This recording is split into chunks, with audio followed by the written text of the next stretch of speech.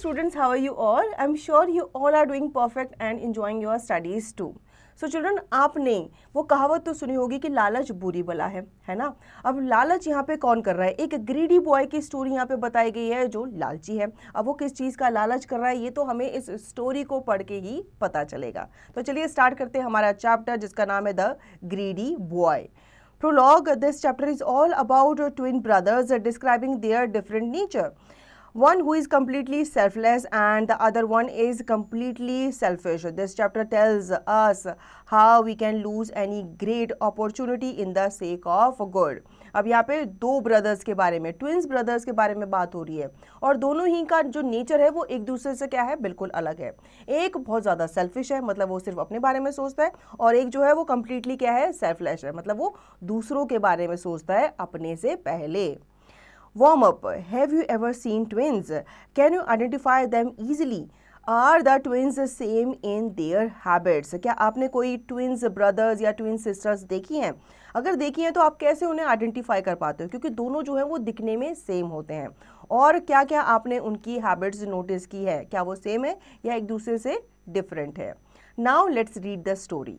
Sam and Tom were twins. They were so identical that even their Mootworm loved spicy food and disliked sweets. Sam was Mummy's pet and Tom was Daddy's pet.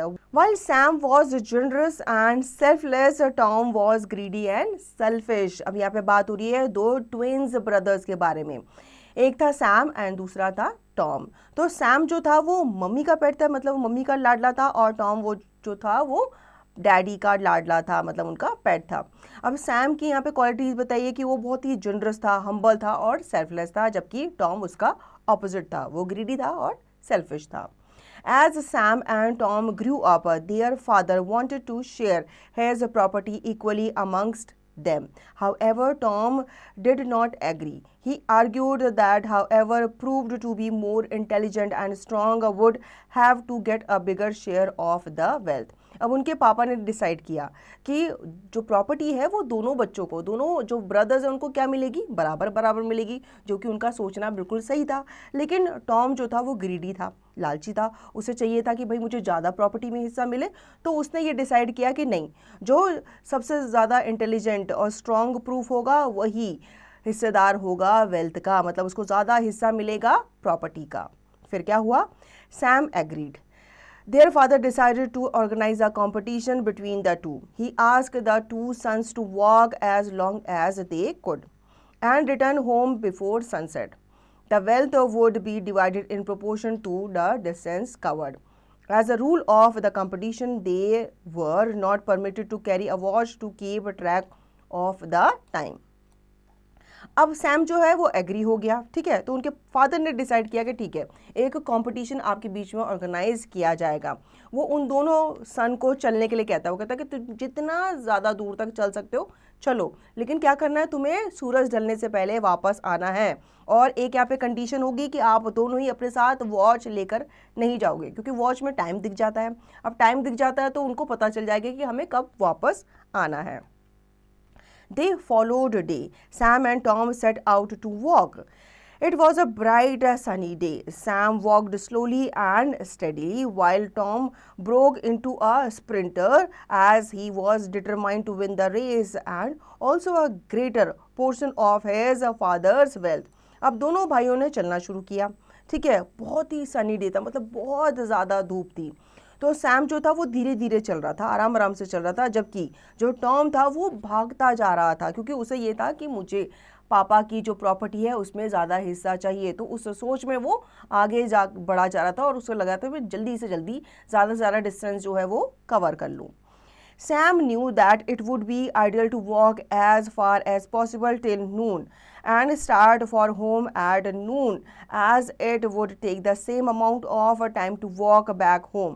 Knowing this, Sam decided to turn back for home at noon so as reach home on time. अब Sam जो था वो होशियार था, तो उसने decide किया कि मैं नून तक, मतलब मैं दोपहर तक चलूँगा, और मैं जहाँ भी पहुँचूँगा वहाँ से मैं क्या हो लूँगा, वापस हो लूँगा। क्योंकि जितना टाइम उसने दोपहर चलने वहाँ पहुँचने में लगाया, उतना ही टाइम उसने सोचा था कि मुझे वापस आने में लगेगा, तो तब तक शाम हो ही जाएगी। However, Tom, with his greed to earn more wealth, did not attempt to return home even after noon. He walked twice as long as Sam and thought he would still be able to return home before sunset. लेकिन Tom जो था वो उसके opposite सोचता था. उसे लगा कि मैं जितना दूर जाऊंगा मैं उतना ही डिस्टेंस कवर कर लूंगा सैम से और मैं शाम होने से पहले घर वापस आ जाऊंगा.